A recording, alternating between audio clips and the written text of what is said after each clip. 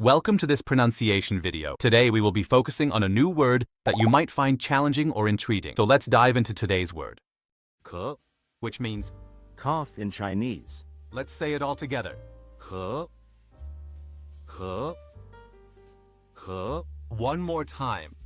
咳, 咳, 咳.